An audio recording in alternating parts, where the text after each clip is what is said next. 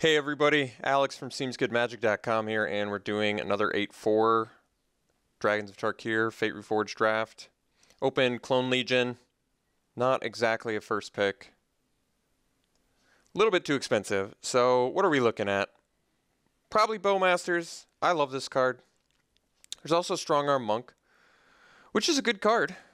I could take the Monk first too. Bowmasters, I don't know, I like the Bowmasters a lot though. Strong Arm Monk is a powerful card. It's a little bit more of a build around, whereas like Bowmasters you can kind of just throw into any deck that's green. But, you know, people say green's not a good color or whatever. 4-mana 3/4 reach is just really, really efficient. I mean, Enduring Scale Lord is very strong, but I don't want to commit to 2 colors right off the bat either. And I usually play as many Bowmasters as I could possibly get, so pretty unexciting first pick, admittedly, but that's what I'm going to go with. I like this card probably more than most, but whatever.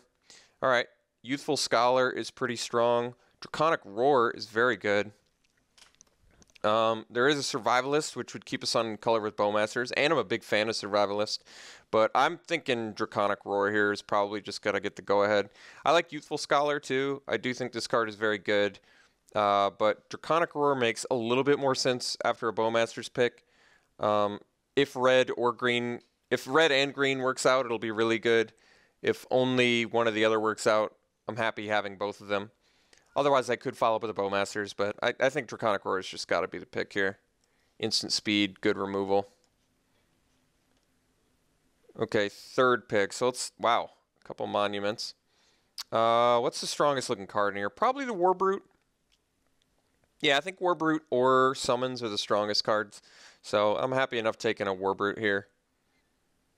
Yeah, I've come to like Warbrute quite a bit. I think the thing about Warbrute is you only want to play like one though. You probably do, I mean you can play more than one, but one is usually like you're sitting pretty good. But I mean, like I said, I'd be willing to go 2 if it came down to it. Okay, best card in this pack, Drowner. Definitely Drowner is the strongest. So what does that mean? Start moving towards a red-blue list? Haven't done that yet.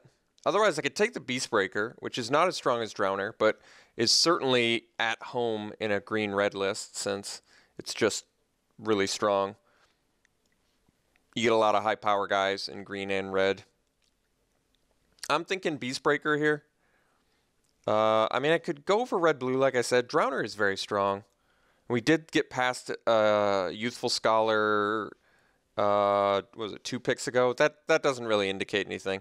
So really, it's Drowner is way stronger than Beastbreaker, but I would play Beastbreaker anytime I'm green. Like I really like Beastbreaker a lot. We'll keep our eye open. It's still early enough, but it feels like we're getting past blue quite a bit. Okay, here I'm pretty happy we're starting to move into green because we've got some at least options here. Strongest card in the pack is probably Butcher's Glee, but between Dramoka's Gift and Guardian Shieldbearer, I almost think I like the Gift more, since it's a combat trick that permanently buffs. Not the biggest Guardian Shieldbearer fan, but it is a cheap, you know, it can be a cheap threat or a combat. It can be a combat trick. I just don't like it all that much. I'm not the biggest Gift fan either, but I think I'm just going to take it here. Seems like something that could be pretty powerful for me. Okay. Now we have Seismic Rupture, which currently kills only my Beastbreaker, so that's a pretty good option. There's also a Glade Watcher, though. If I end up with any of the fight cards, I'm certainly going to want a Glade Watcher. Plus, Glade Watcher is pretty excellent for turning on Formidable. But Seismic Rupture is very good. I guess I'm going to go Glade Watcher. I mean, like I said, Formidable is really at home in green and red. Okay, I can take a Summit Prowler here. I think Scream Reach Brawler is fine too, but Summit Prowler is much better for the old Formidable plan, and it's just a good body for price. There is also Tread Upon, which is a fine combat trick, but I'm happy enough taking a Summit Prowler here. And like I said, Scream Reach Brawler's fine. I don't think this is exactly the best deck for it, whereas this is a very good deck for Summit Prowler. Okay, interesting options here. We can take a Sandstep Scavenger, which is certainly playable, but never exciting. I could also take the Dromoka Monument, sort of speculatively. I mean, Lose Calm is also an option that I think is reasonable. The reason to take the Monument would be in case I find either a red-white or green-white, some sort of pick that motivates me to want to play Monument or splash for white. I'll take the Monument speculatively. Basically, I don't care enough about a Scavenger or Lose Calm in a deck like this to not want to take a potential piece of fixing. All right, Scavenger now is fine on the wheel. We'll take it. All right, Conifer Strider is actually pretty good in a deck like this too, so pretty awesome with Dromoka's Gift. Get yourself a 9/5 hexproof. It's pretty tough to deal with. All right, Servant in the Scale seems at home here too. Another excellent Dromoka's Gift target. So starting to get happier with that Dromoka's Gift pick already. Does not exactly look like a Custodian deck, but at the same time, I don't think I care about any of the other cards in here, so whatever. Scale Blessing's actually pretty good. We'll take that. I mean, currently not planning to splash for white, but I'm not afraid to at least, keep that option available. So decent pack one, not insane. We got a good removal spell. We have some pretty decent creatures. Ooh, well, that's a good reason to be in green-red. So we'll take that. And we're taking it over a Sarkhan's Rage, which I would also like, or a Glade Watcher, which would also be fine. But yes, Harbinger is a pretty excellent card, so pretty happily taking that first pick. Whoa. Let me get past the second one. Well, that is pretty insane. Next closest would be like a Tarkir Beastbreaker, but yeah, that is pretty insane. Okay, here I just want to take the Twin Bolt, get some more cheap removal.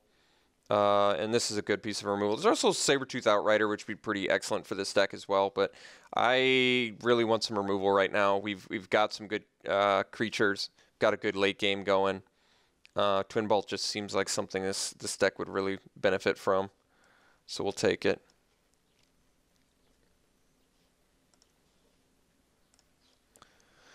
Wow, Avatar the Resolute is another great card to get past. Really nice. There's also an Outrider, but I am very happy to pick up a Avatar the Resolute here. I think it's a great card. It seems like a card that could work fairly well in here since we've got a few ways to put +1/+1 counters. I mean, it just turn 1 Servant into turn 2 Avatar is a 2-drop 4/3 Reach Trample. That is pretty sick. So hope to table. I think we very easily could table another Servant. Or, I mean, probably not Press the Advantage and probably not Outrider. So I think there's a good shot at tabling a Servant, and then Avatar gets even better. Okay, options now. There's Dragon Scarred Bear, which probably seems like the right pick for here. There's also Dragon Fodder and a Kolaghan Forerunners, which I think are both fine. But I think we're going to go Bear. I like this card quite a bit. And the Formidable really comes up pretty huge sometimes, so I like it. Okay. Wow, I like all these green rares we're getting past. So I could take Sunbringer's Touch. You know, I've played this before, and I think it's good. And this actually seems like a deck that could benefit from it as well, so I'm going to take it. There's also an Artillerist, which is fine, but I actually like the Sunbringer's Touch. I've had some fairly good experiences with it. This is interesting. So I could take Dragonloft Idol. We do have a couple dragons already. Inspiring Call. I mean, maybe I just want this. Currently, I've got... How many things that bolster? I've got 1, 2 things that get a counter. 3, 4... 5, maybe. Not that many cards currently that make Inspiring Call good, but at the same time, I'm not really giving up anything, I guess. I think I'm going to take the Inspiring Call. I don't think it's worthy of making the deck yet, but that could come together nicely for us. So now I think it's just a second Glade Watcher. Summit Prowler is still very good, but I'm looking to fill up my early game since I've got all of these really nice late game threats already. I mean, double Harbinger and big fat powered guys and big pump spells like Dramoka's Gift and Sunbringer's Touch. I think Glade Watcher is just going to buy us some time to that late game.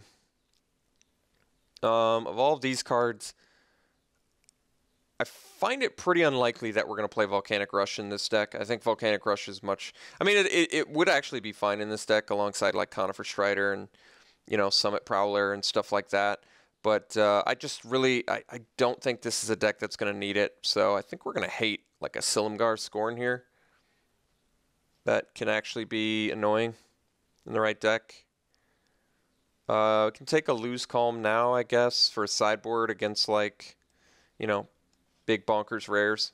All right, Pinion Feast is a pretty excellent card, and not only is it good against us, but it's something that kind of fits the, you know, +1/+1 counter theme of this deck a little bit, and it's certainly main deckable. Did table the Servant, which is great news. I think it's absolutely going to go in this deck. Like I said, Servant into Avatar is just really nice. Neither of these cards matter. I think I'm just going to let my opponents play it. I mean, we're not in either of those colors, and if my opponents need those cards to make their decks work, then I'm more than happy to help them if that keeps them out of, you know, green and red. Although, admittedly, we picked up... I mean, it's clear that green's open because everybody hates green, I guess. I don't know why. I think green's fine, and green is especially fine when you're picking up these sick rares. I have to see what Tassiger's worth. Otherwise, I think I just slam this Sabertooth. All right, well, unfortunately, Tassiger's worth about close to 5 tickets. I guess it says 4.5, but 4.5 tickets to me is worth more than a Temur Sabertooth, which is the better pick for our deck. I think Sabertooth is great. I do think it's a fantastic card, but I think Tassiger, I mean, there's even a chance I could make Tassiger work in here. Granted, not a great one, but seems like a fine card on the splash since it gives you some... We can actually use its activated ability. And Delve is pretty nice. Okay, so what's the pick here? There's an Einok Guide, which is a 2-drop that could also help us get to Tassiger. There's a Cash Defenses, which is excellent with Double Servant to the Scale. And like Beastbreaker... I guess it's not that great with Glade Watcher, but still seems like a card I would probably want with Servant, and we could likely table the Einok Guide. Maybe we likely table both of them, and I'm just supposed to hate something here, but that doesn't sound all that appealing either. So Einok Guide helps us fix for Tassiger. Actually, and the +1/+1 counter works well with Avatar too. That's kind of interesting. That actually is interesting. I mean, Einok Guide immediately then works well with Inspiring Call. It fixes for... Well, it either does one or the other. It works well with Inspiring Call and Avatar the Resolute and Sunbringer's Touch, or it fixes for Tassiger. But, I don't need to play Tassiger in here anyway. I think I'm going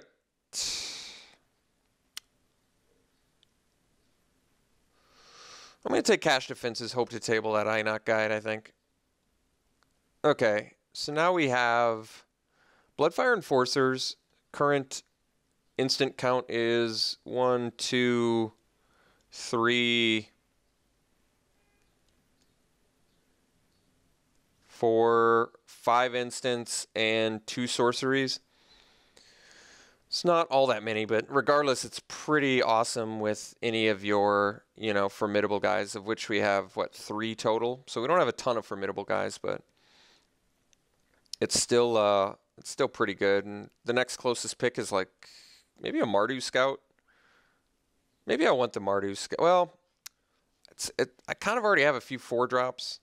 I guess Warbrute could technically be a 5-drop too. But Enforcers is pretty good. It also trades up. I wouldn't mind some more early game though with Mardu Scout. I'm going to go Scout. I feel like getting some more early game. Wow. Immediately rewarded with another Bloodfire Enforcers. There is a Bloodfell Caves though, which turns Tassiger Splash on. Not bad. Not bad. that ability is good. And I've already got a deck, a really good looking deck too. I think we're going to take Bloodfell Caves. I'm going to try and make this Tassiger work. Might be a bit greedy, but I think it's slightly more exciting in this deck than a Bloodfire Enforcers. We kind of already got the 4-drop high power guys down. Yeah, we'll take Bloodfell Caves. Alright, now we can take Jungle Hollow. Otherwise I can take Rootless Instincts, which is also pretty good. Our removal count is fairly low, but I think we have enough. Let's take the Jungle Hollow. You know, I like turning on a Tassiger Splash. That seems good to me. I would like Rootless Instincts too, but Jungle Hollow seems fine. Alright, well this is interesting. Another Rootless Instincts. There's also a Grim Contest, which I guess isn't that great in this deck. We have more high power, low toughness guys.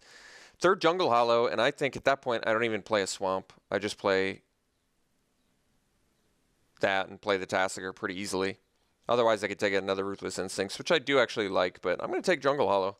We're going to turn that Tassiger Splash off really nicely here. Alright, or on rather. So I could take a Rugged Highlands, which would help the mana base, but this deck looks like it actually really wants a Whisper of the Wilds. Despite having the formidable guys, we've just got stuff I'm interested in ramping in at this point, and we can turn Ferocious on pretty easily. So I think the first cut, it might be the Inspiring Call. I don't think I have a ton of, I've got 1, 2, possibly 3, 4, because this kind of turns it on, 5, 6 maybe, but unlikely. I don't think Inspiring Call's going to work out in this deck. I think it, like I said, it's possible that it could, but unlikely. I have to think about Grim Contest here, because I said it's not good, but it really, I don't really think it is good. It's really good with the Glade Watchers, so I'll give it that. We've got a couple good creatures there. It's only okay with like the rest of our deck. I mean, it's okay with Summit Prowler. It's okay with Warbrute. It's not really that great in this deck. I could take the Return to the Earth as well, but I think I'm going to take the Grim Contest. There might be matchups where I want it.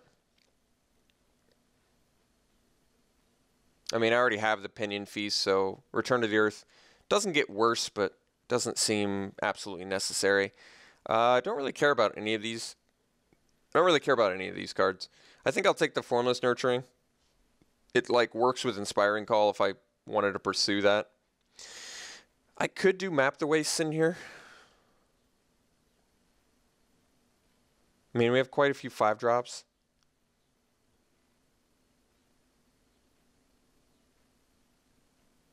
And a turn 4 Harbinger of the Hunt would not hurt.